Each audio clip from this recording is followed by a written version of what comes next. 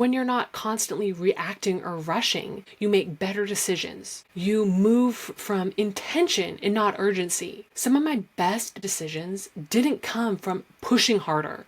They came from taking a walk, sitting in the sunshine, or giving myself a slow morning.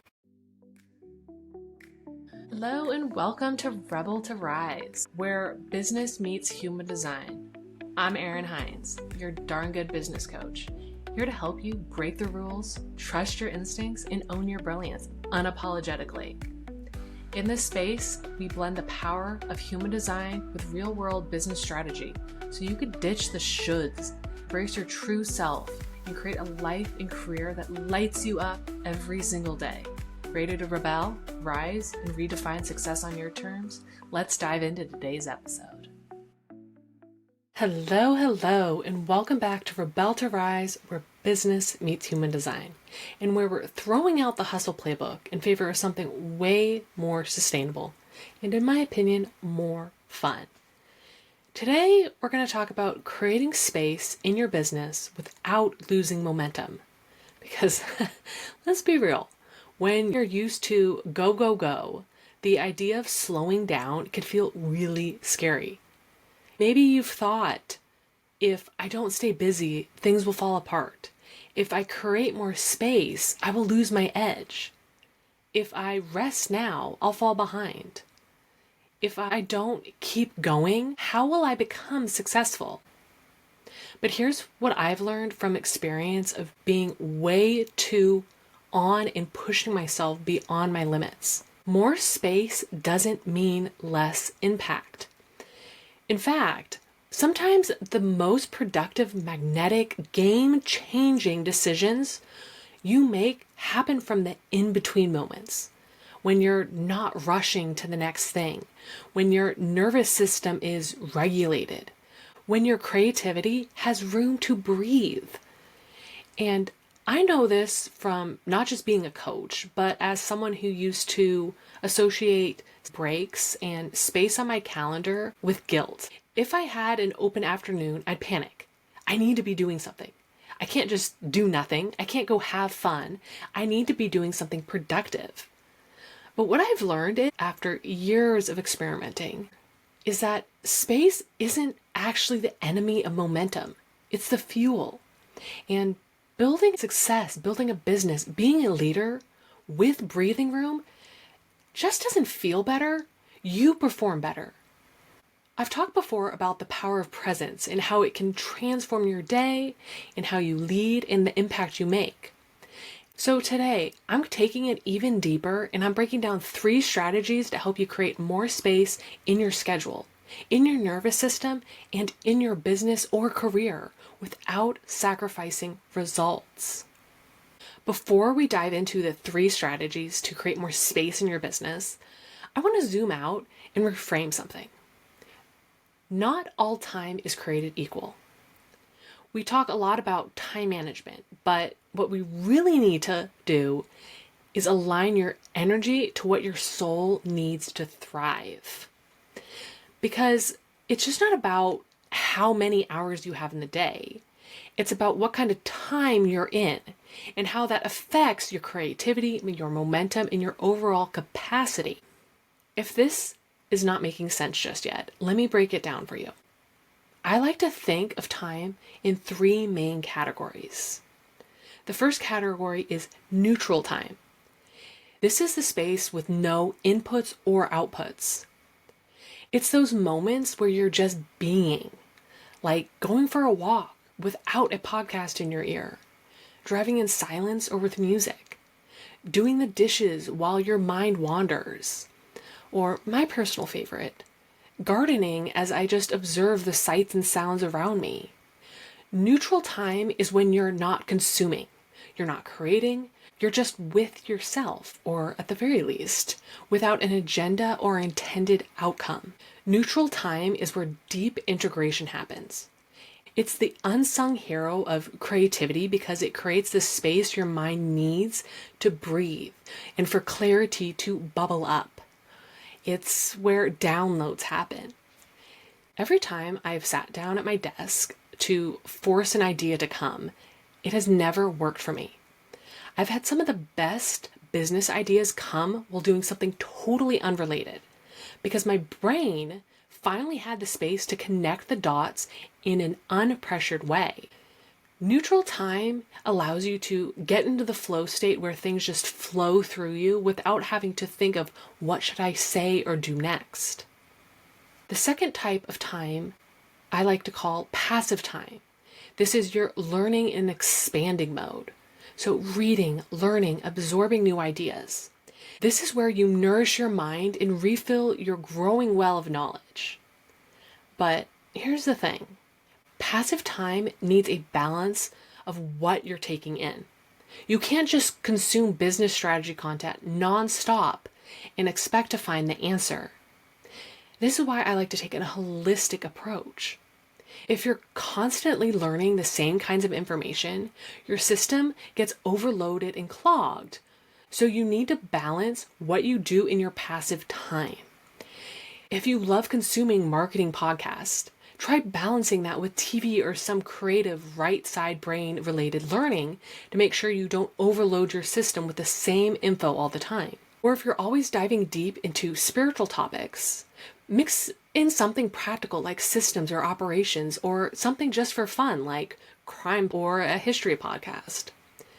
That balance is what gives your mind contrast and creates space for ideas to land more clearly. Balance in the passive time is what brings the breakthroughs, which leads me to active time. This is your doing time, when you're actively executing, producing, and showing up. But as I've talked about before, not all action is created equal. You could spend 6 hours tweaking your website and feel productive, but did it actually move the needle? Maybe that time needed to be focused on getting people to your website instead. Productivity isn't about checking off tasks. It's about choosing the right tasks that are aligned with your strengths and actual goals. Active time is about applying what you downloaded in neutral time and what you learned in your passive time so you don't get constipated with too much knowledge. And I say that with so much love because I have 100% been there. Your goal is to not just be busy all day without ever accessing your zone of genius, because I don't want that for you. You will be your happiest and most fulfilled and feel like you're living out your purpose the more you could be in your zone of genius.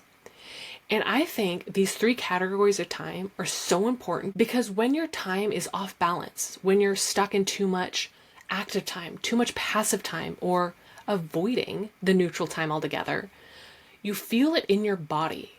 From burnout to confusion to disconnection to frustration to wondering, why am I unhappy? Because true momentum isn't created in the hustle. It's created in the rhythm, a balanced rhythm of time where your energy flows how it's designed to flow. So now that we've laid the foundation of time, let's talk about how to create more of the right kind of space in your business success without losing momentum. In fact, these next 3 strategies will help you amplify your results while honoring your energy. So, strategy 1, plan for alignment, not busyness. What I've found few people talk about is most people aren't burned out because they're lazy or disorganized or not trying hard enough. They're burned out because they're doing way too many things that aren't aligned to what they actually want to be doing, and they think that's what success is supposed to look like. We fill our calendars with what we can do instead of what we're actually meant to be doing, what our purpose is. Space doesn't start on your calendar. It starts with your intention. If you're constantly saying yes to things that drain you, or trying to force yourself to work like someone else, no amount of color-coded time blocks will fix it. And I say this as someone who used to think more structure was always the answer. I'd look at the gaps in my day and think, okay, what's the most productive thing I could do here? But now I've learned to ask myself, do I even need to be doing something there? Do I need to be filling every moment of my day? And that question changed everything. So I want you to try to do a weekly audit of your to-do list or calendar and ask yourself 3 simple questions. Does this actually move the needle? Is this mine to do or something I think I should be doing? Is this aligned with my strategy, my strengths, my goals? I'd be surprised how many tasks were on your calendar out of guilt, fear, or comparison. Am I doing something because I want to or because I feel I should be doing it? And this is where human design becomes such a powerful filter. Because when you understand your energetic blueprint, your decision-making strategy, your strengths, your ideal way of using your energy, you stop trying to operate like someone you're not. We're not all here to be the exact same way. How boring would the world be if we're all operating in doing the same things? So when you begin to trust joyful alignment over busyness, that's what creates results that feel so nourishing and fulfilling to you. And that doesn't come from the amount of stuff you check off your list. When I started designing my weeks around my energy and not just obligations, I had more time and better outcomes. I felt less scattered, more creative, and I actually started enjoying my business again. So here's your permission slip. You don't have to earn rest just when you're exhausted. You don't have to be productive every second to be valuable. You don't have to do it all to be an effective leader. You just need to design your time around you and your desires. Next up, strategy 2. Make space for non-negotiables. I've talked about non-negotiables before, about those things that you need to do to really nourish and fill your cup. But here's a trap I see so many leaders fall into. They treat spaciousness, breaks, those activities that fill your cup like a bonus, something you'll enjoy after everything else is done. But if you only create space when you've earned it, you'll never actually get to it. There will always be more to do. That is life. There's always something to be done. And you'll find yourself trying to squeeze in a moment to breathe. Maybe a 10-minute break here and there, or a someday I'll have an afternoon off, and expect that to recharge you. But it doesn't work like that. Your nervous system needs consistent breathing room to stay regulated. Let me repeat that. Your nervous system needs consistent breathing room to stay regulated. Your creativity needs unstructured space to come online. Your vision needs a mental break to drop in. When your system isn't regulated, you can't lead powerfully because you're maxed out all the time. So instead of trying to create space like it's an afterthought, I want you to build it into your calendar. Build your day, build your action items around it. I'm talking about protecting space on your calendar like it's a non-negotiable priority, because it is. The more that you're able to reground in that space, come back to you, the more powerful you will be. So here's a tangible way to start. Time block white space on your calendar and treat it like a meeting with your future self. And in that white space, you can do whatever your heart desires. Let yourself have the freedom to listen to what your body needs and actually fulfill that need.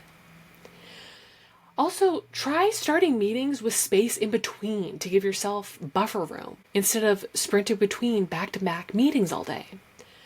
I put 15 to 30 minutes between all my meetings. That allows me for a potty break. Or if a meeting goes a bit over, and so I'm not stressing out because I'm late to my next meeting. Simple changes of just 15 minutes, even if you just add in 10 minutes, will help reduce your stress on rushing and rushing. It gives you a moment to breathe in a little bit and reconfigure your mind before you jump into the next task. I also think it's important to pepper in a few CEO days on your calendar. A day, or even just a half day, if a full day seems too much for you right now. It's a time where you get no calls and no meetings, no interruptions, and just space to think, reflect, or zoom out strategically. And lastly, I think it's really helpful to create space between tasks and not just between your weeks over a 2-day weekend. I'm talking about just 2 minutes to stare out the window and give yourself a bit of a refresher, just a few breaths in to reset your nervous system between tasks. It makes a huge difference in the clarity and calm that you could come into and be more effective in whatever you're trying to do. And now I do want to say, I get it. This might feel so counterintuitive from what you've been taught to do. We have been conditioned to go, go, go. To be successful, you need to hustle and grind to make it to the top. And this is especially true if you've been conditioned to associate a full calendar with success. And I promise you, space isn't indulgent. It's a leadership strategy. Because when you're not constantly reacting or rushing, you're actually able to lead proactively. You make better decisions. You stay grounded. You move from intention and not urgency. It's this idea of responding instead of reacting. Some of my best business decisions didn't come from pushing harder. They came from taking a walk, sitting in the sunshine for 5 minutes, or giving myself a slow morning. And yes, a nap when I needed it. That is not laziness. That's leadership. You're leading yourself to be more powerful as the person you believe you could be. When you're pushing and pushing, that is out of fear. It's out of alignment. And that is not the way I want to live my life, yet alone lead. So if you've been waiting for permission to build more space, here it is. Make it sacred. Make it yours. Make it a strategy and not a reward. All right. Lastly, strategy 3. Let your seasons set the pace. Here's something I've talked about before, but doesn't get talked about enough. Mother Nature has seasons, business has seasons, and so do you. There are seasons for growth and launching. There are seasons for integration, slowing down and shifting gears. But this hustle culture teaches us to expect ourselves to operate the same way every month, every week, every day. And that's just not how energy or creativity works. Trying to sprint through every season is a surefire way to burnout, or worse, it disconnects you from your vision, your purpose, and really it disconnects you from the joy and freedom I think all of us strive to have. I want you to think of business as a living thing, something that evolves and breathes with you. And just like nature, there's a rhythm to it. There's a planning season when you're dreaming, visioning, laying the groundwork. There are growth seasons when things are in motion, ideas are blooming, and energy is high. There are harvest seasons when you're reaping the rewards, integrating the lessons, and recalibrating. And there are rest seasons when your energy calls for reflection, stillness, and deep restoration. And I want to be clear, none of these seasons are better than the other. They're all essential in long-term success. So instead of asking, how do I stay consistent? Start asking, what season am I in right now? And what does that version of me need? And here's how to put this into practice. Pay attention to your energy patterns throughout the month or the quarter. Notice when you feel naturally energized, creative, or reflective. Build your calendar around seasons of capacity, those times when you have more energy. And don't build your calendar around pressure. If you know Q1 tends to be intense for you, maybe Q2 is going to be a time for integration and stepping back a little bit. And also normalize taking breaks before you hit the wall. Breaks don't always mean stopping. They could look like softening deadlines, changing meetings around, or giving yourself creative freedom. And remember, taking a step back doesn't mean you're falling behind. It means you're honoring yourself, your internal rhythm, so you can come back stronger, clearer, and more aligned. Leadership isn't about going hard all the time. It's about knowing when to move and when to pause. So let your seasons guide you, your strategy, and tune out the outside noise. There will always be something trying to pull your attention away. But when you're grounded and you know yourself, this becomes so much easier. You stop forcing yourself to be in a season you're not built for, and everything will start to flow more naturally. Days will feel a little easier, and you'll start waking up excited for what's to come. And trust me, there is so much power in a well-timed break. And the more that you practice creating space in your calendar, the easier it'll be to know when it is your time to take a break. I want to wrap this up with a little challenge for you. I just shared 3 powerful strategies to help you create more space without losing momentum, and now it's your turn. I want you to pick just one of these strategies and play with it for a week. I don't want you to overthink this, so don't try to overhaul your whole schedule in one go. Just pick one thing that spoke to you the most and experiment with it. Play with it. Just see what happens without putting pressure on yourself. Maybe that's auditing your to-do list to filter out what doesn't align. Maybe it's blocking a few hours of white space on your calendar and protecting it as a non-negotiable for you to fill your cup in whatever way that sounds exciting to you. Or maybe it's simply honoring the season you're in and softening the pressure to keep up with the Joneses. Whatever you choose, let it be an act of devotion to your rhythm, a devotion to you and how much you love and care about yourself, and not what someone else is expecting of you. And if something shifts within you after practicing this for a week, I want to hear about it. Leave a comment or come find me on Instagram and send me a DM and let me know what you tried and how it felt. I truly want to celebrate your ahas with you. Sharing it with the world is how we embody it and make changes that last. Because here's what I know for sure. Space isn't a luxury, it's a strategy. And when you give yourself permission to lead from alignment instead of urgency, everything changes. Until next time, keep rebelling, keep rising. Thank you for joining me on today's episode of Rebel to Rise, where business meets human design. I hope you feel inspired to break free from those shoulds in your life and trust your inner compass as you create a life and business that truly lights you up. Remember, every day is a chance to rebel against the ordinary and rise into your authentic power. If you enjoyed this episode, please subscribe, leave a review, and share it with a fellow rebel who's ready to lead their lives unapologetically. Until next time, keep trusting your intuition, keep breaking the rules, and most importantly, keep rising.